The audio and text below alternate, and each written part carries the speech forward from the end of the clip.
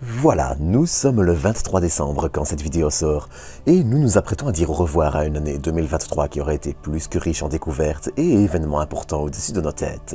Cette année encore, l'espace et son exploration nous auront réservé de magnifiques images, découvertes et des moments d'émotion intenses. Alors pour aujourd'hui, je vous propose de revenir ensemble sur les grands moments qui auront marqué cette année 2023, entre contemplation et anecdotes intéressantes. Mais avant de commencer, je tenais à rapidement vous inviter à vous abonner si vous ne l'êtes pas encore, ainsi qu'à liker, commenter et partager cet épisode. D'autre part, si vous envisagez l'achat de matériel astronomique, n'hésitez pas à aller faire un tour chez AstroShop via un des liens en description, ça ne vous coûtera pas un cent de plus et aide à soutenir la chaîne. Sur ce, bienvenue à vous pour une nouvelle dose d'espace.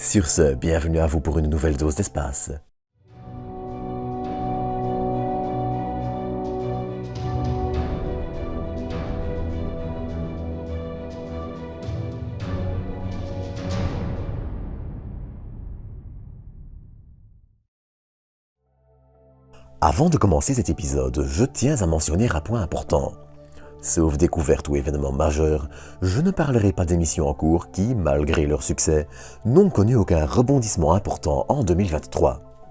Juno, Ingenuity, Perseverance, Tiang 4, autant de missions fascinantes mais dont le bon déroulé n'a fait que se confirmer tout au long de l'année, comme pour le télescope spatial James Webb qui nous aura malgré tout arrosé de magnifiques images tout au long de l'année. Enfin, sachez aussi que vous retrouverez en écran de fin une playlist avec tous les événements majeurs dont j'ai parlé en 2023 et dont je parle aussi dans cette vidéo, afin d'approfondir les sujets qui vous plairont le plus. Sur ce, pour commencer en douceur, je vous propose de revenir au début de l'année 2023. De début janvier à mi-février, avec un pic de luminosité au début du mois de février, la comète C2022-E3 ZTF passe en effet près du Soleil, nous offrant au passage un spectacle magnifique en photo et légèrement visible avec une simple paire de jumelles. Mais dans la même période, un autre événement important allait se produire.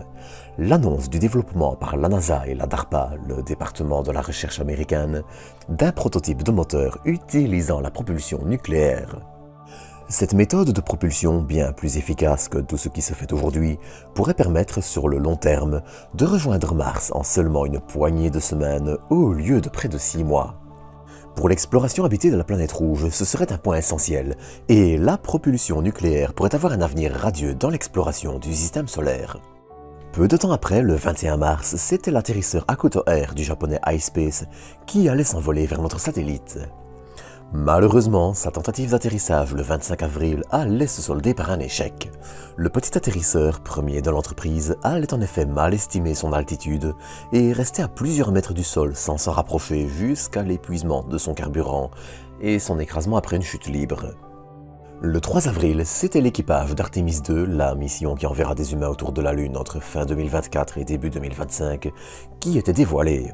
Il est donc composé des astronautes Christina Koch, Reid Wiseman, Victor Glover et l'astronaute canadien Jeremy Hansen.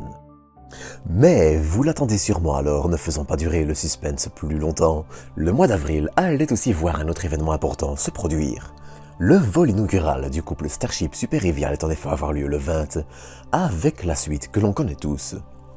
Entre les problèmes liés au pas de tir, les problèmes liés au lanceur, la projection de débris et 63 actions correctives, le nouveau lanceur lourd de SpaceX allait devoir attendre jusqu'au 18 novembre pour effectuer son second vol.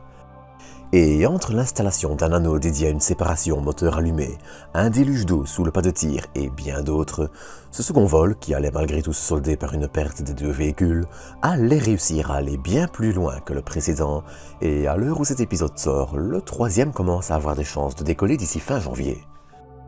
Quelques jours plus tôt, le 14, c'était l'Europe qui lançait JUICE, sa mission vers les lunes glacées de Jupiter, dont le déploiement allait se passer, malgré un petit incident, de façon assez calme.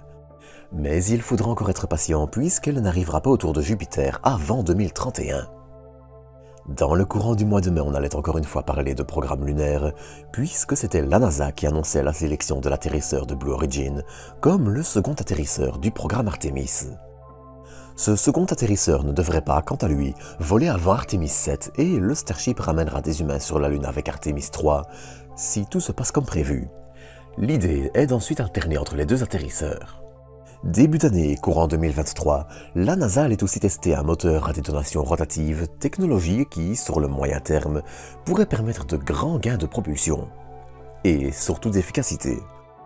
D'ailleurs, le 20 décembre, la NASA annonçait un nouvel essai réussi de ce type de moteur imprimé en 3D. Mais bref. Le 19 juin, c'était un nouveau survol de Mercure par la sonde européenne Bepi Colombo qui avait eu lieu. Un mois plus tard, le 14 juillet, un autre événement important allait se produire. Le lancement réussi de la mission lunaire indienne Chandrayaan-3.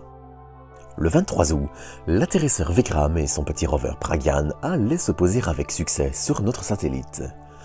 Pendant 2 semaines, nous allions suivre le parcours du rover et de l'atterrisseur sur la Lune avant que la nuit lunaire ne débute et ne mette fin à la mission qui n'était pas conçue pour survivre au froid intense de la nuit lunaire. Ainsi, malgré de nombreux efforts pour la recontacter lors de son possible réveil, qui était malgré tout espéré, même si pas vraiment anticipé, l'atterrisseur est resté silencieux et la mission s'arrête ici. Dans la même période, le 16 août, c'était la russe Luna 25 qui allait viser notre satellite avant de s'y écraser 3 jours plus tard, le 19 août, suite à une manœuvre mal calculée. En fait, cette manœuvre devait faire en sorte que la sonde soit en orbite autour de la Lune, mais la poussée fut trop importante et elle freina trop puis s'écrasa. Mais un peu plus tôt, le 1er juillet, c'était le télescope spatial européen Euclide qui allait être lancé avec pour objectif de scanner près de 10 milliards d'objets sur un tiers de la voûte céleste, dans le but d'aider à comprendre la matière noire, la masse en trop détectée près des galaxies et l'énergie sombre responsable de l'expansion de l'univers. Malgré quelques petits soucis de parcours, les premières images tests du télescope allaient être publiées le 31 juillet, le tout culminant avec ses premières vraies photos, publiées, elles, le 7 novembre.